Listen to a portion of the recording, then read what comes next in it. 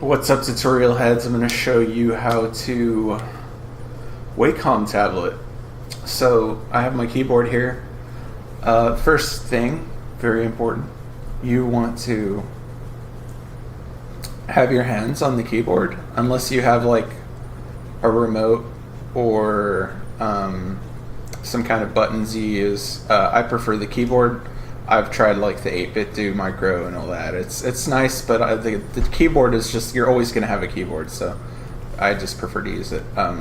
So standard Counter-Strike position, thumb on the space bar, WASD, WAS and D, like that, and pinky on control.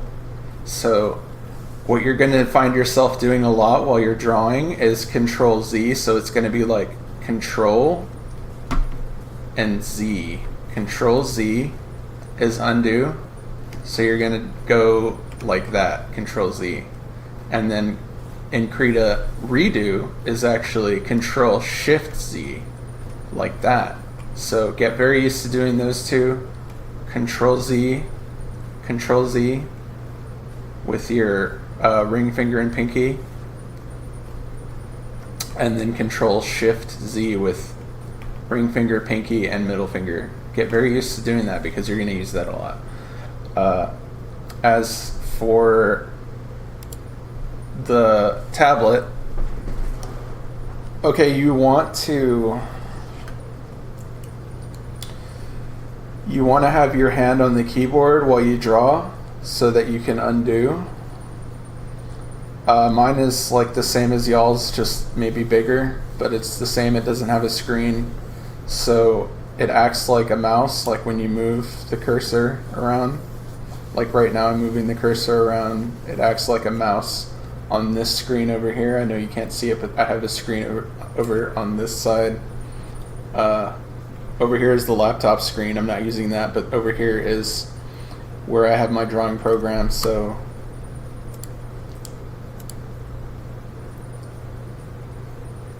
let me open that.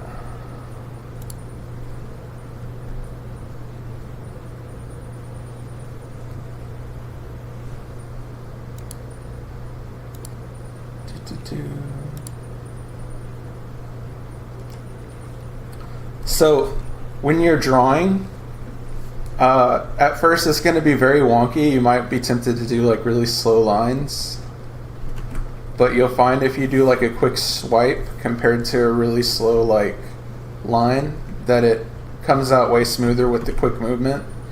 At least for me, because my hands shake a lot. Some people can do the slow movement and be really smooth. Some people have really steady hands. But what you want to do when you're first starting out, let me switch the view here,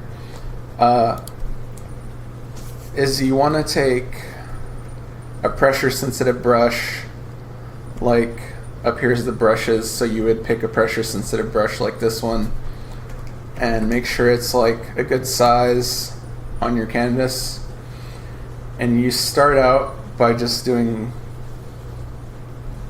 thin to thick lines, and then undo, undo, redo, redo, undo, undo.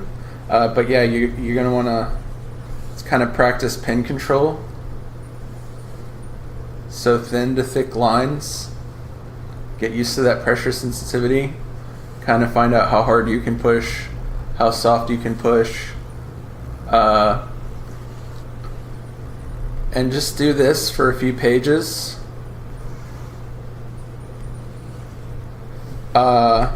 And Control A and then delete.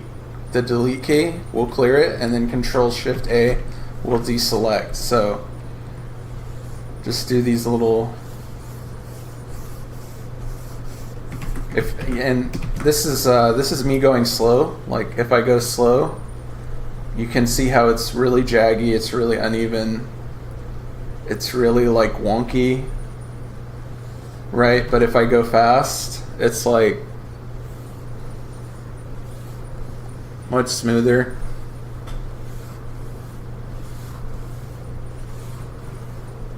Like one smooth movement, and that's Control Z undo. you can kind of do it diagonally. Just get used to kind of controlling the pen, thin and thick, through thick and thin, and then do that for a bit. Kind of get used to. It's like pen control exercises. Another thing you can do is you can kind of make dots, and then try to draw a line between the dots and try to connect them. This will build up your like make a couple random dots and just draw a line through them to connect them. This will build up your like muscle memory. And another thing is circles. You can draw circles. You can draw a big circle. You can draw little circles. Just draw lots of circles. And these are non like this is not teaching you the art side. This is teaching you the pen control side. So once you have pen control, you can technically do art without pen control if you like pat lines a lot. Like I see a lot of people, like if they want to draw like a cat, they'll kind of have like really shaky lines, and they'll draw really slow.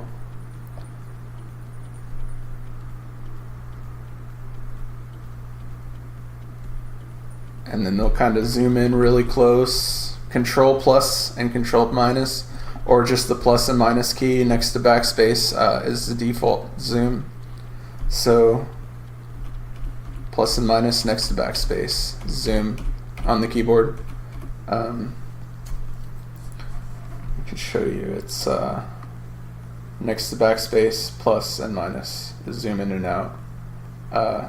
And if that doesn't work, then it's control, the control key, and plus and minus right there. So, but anyways, what I was saying was a lot of people will do is they'll zoom way in, and they'll sit there and they'll try to like, okay, this is jagged, so I'm gonna erase this and kind of try to make it smoother, and then erase and try to make it smoother.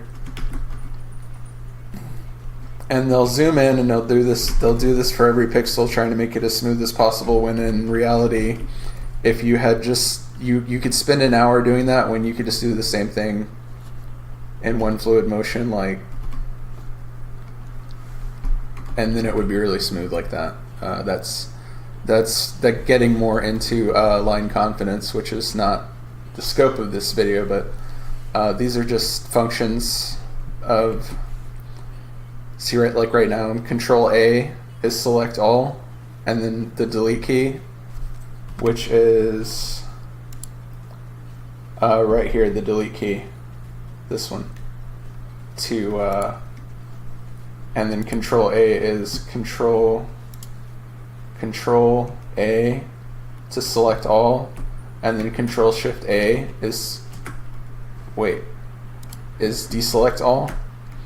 So I can do Control A, and then I hit delete to clear it, and then Control Shift A to deselect, and Control Z to undo that, to show you what that does. Is Control A, delete, Control Shift A. That will clear your layer that you're on. And another thing is the layers. Like you have these over here. If you click the plus, you make a new layer, and these are like cells. Let me zoom this in a bit. These right here, these are like cells. So the bottom one is the background, and that's going to be locked by default. If you want to change it, you can unlock it, and then you can change it however you want. But by default, it's locked, and I think by default it's white. I make mine kind of reddish because I had issues with eye strain. So these are like cells, like cells on a projector. So you have, I made an extra layer on top. When you make a new layer, you click the plus button, it makes a new layer. So there, now I have 3 layers. And if I draw on the bottom cell, the bottom layer with pink, it's going to be like that. And then the next layer is on top. So it'll be like that, and then let's make a third layer. Let's make like a green star. And then what you can do with these cells is you can click and drag them and change the order of them. Like if we want the purple circle to be on top, drag that cell to the top. And as you can see, it kind of is like cells on a projector. When you draw on one cell, it doesn't change anything on the other cells. So I think that's all I'm going to cover for now.